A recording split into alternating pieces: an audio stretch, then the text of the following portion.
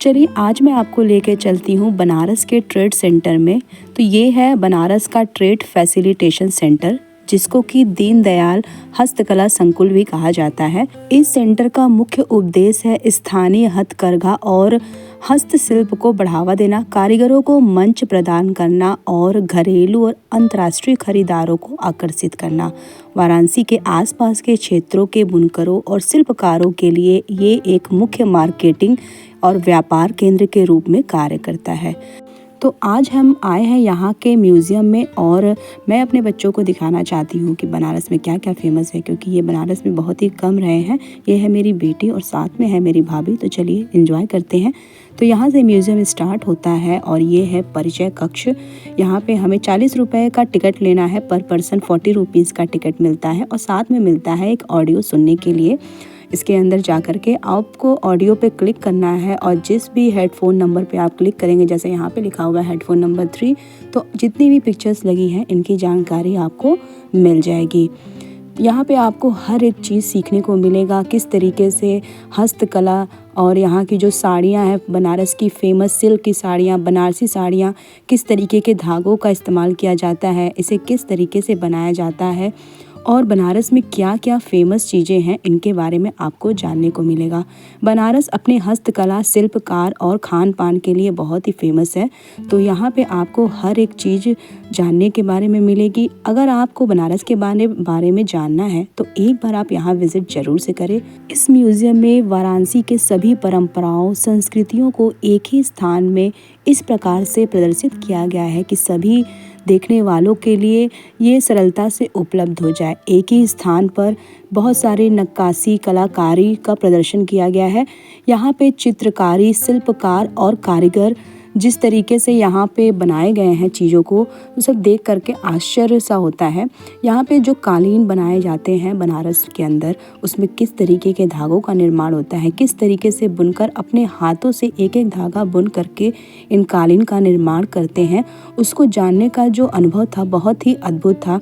सब कुछ सोच देख करके, सब कुछ जान के बहुत ही अच्छा लग रहा था। और इस कालीन की तो मैं क्या ही बात करूँ, बहुत ही अद्भुत, एकदम से सेंटर ऑफ अट्रैक्शन था ये कालीन, बहुत ही सुंदर था और इसे भी हाथों से बनाया गया है।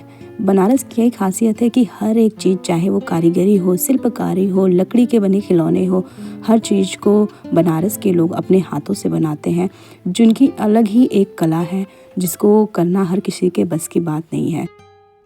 तो ये सेक्शन जो है कालीन का सेक्शन है। यहाँ पे आपको हर तरह के कालीन, इनमें किस तरीके के धागों का निर्माण किया गया, इन्हें कैसे बनाया गया है, इसकी जानकारी आपको विस्तार से मिल जाएगी। अब इसके बाद हम लोग जाते हैं दूसरे सेक्शन में। यहाँ पे आपको हस्तकला से संबंधित, शिल्पकारी से संबंधित चीज़ों के बारे में जानकारी मिलेगी। आगे मेरे बच्चे बहुत ही ज़्यादा क्यूरियोसिटी फील कर रहे थे कि और क्या क्या देखने को मिलेगा। यहाँ पे कुछ झांकियाँ थी जो अलग अलग देशों, अलग अलग शहरों से संबंधित थे। और उसके बाद ये देखिए बनारस के घाट, अद्भुत कलाकारी की गई थी। ये सारी चीज़ें जो है ना, हमें ऐसे लग रहा था कि हम एक ही जगह सारी चीज़ों को देख पा रहे हैं। और यहाँ से है, ये देखिए, बहुत ही सुंदर इस तरीके से कलाकारी की हुई है। ये है बनारस के साधु, बनारस के घाट। भाई बनारस तो अपने अक्खड़पन के लिए ही फेमस है। तो यहाँ पे देखिए, अब हम आ जाते हैं बनारस में हाथों से की गई कारीगरी से बने हुए कुर्ते, शेरवानी और यहाँ की जो भी फेमस है, ये है हमारे बनारस का नक्शा। तो ये है वाराणसी का नक्शा। और यहाँ पे देखिए हाथों से बनाए गए हुए सोने और चांदी के धागों से बने ये कपड़े, जो अपने आप में ही अनोखे हैं। हर एक चीज़ हमारी परंपरा, हमारी संस्कृति की याद दिलाता है, जिसे देखना एक हमारे लिए अद्भुत फीलिंग थी।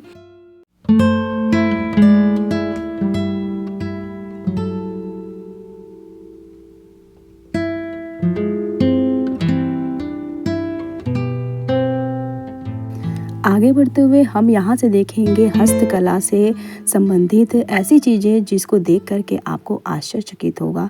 यहाँ पे आपका ध्यान आकर्षित करने वाली गुलाबी मीनाकारी की गई अनेक उत्कृष्ट वस्तुएं देखने को मिलेंगी।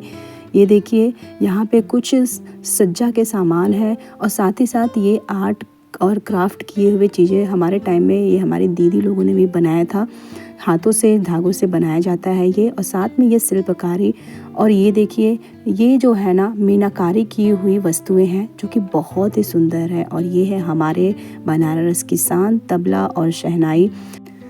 तो इसी में हम आगे बढ़ते हुए कुछ ऐसे चीज़ें देखेंगे, कुछ ऐसे मुखौटों को देखेंगे जिसको कि रामलीला में प्रयुक्त होने वाले मुखौटे हैं, जो हमारे यहाँ के प्रसिद्ध रामनगर की रामलीला में इस्तेमाल किए जाते हैं।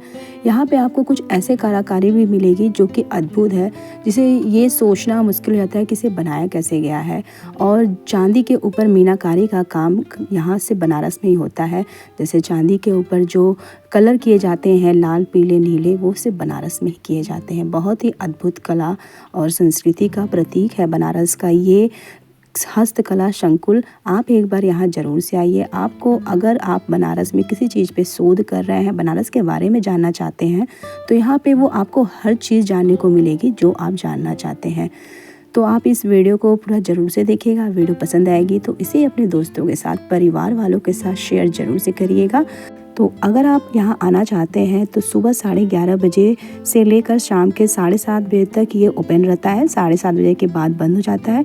सोमवार को संग्रहालय बंद रहता है, तो उसी का ध्यान रखते हुए आप यहाँ विजिट करिएगा। वीडियो अच्छी लगी है तो शेयर करिएगा। तो फिर मिलेंगे एक नए वीडियो में। तब तक के लिए बाबा विश्वनाथ की कृपा आप सब पे बनी रहे। हर हर महादेव। Thank you.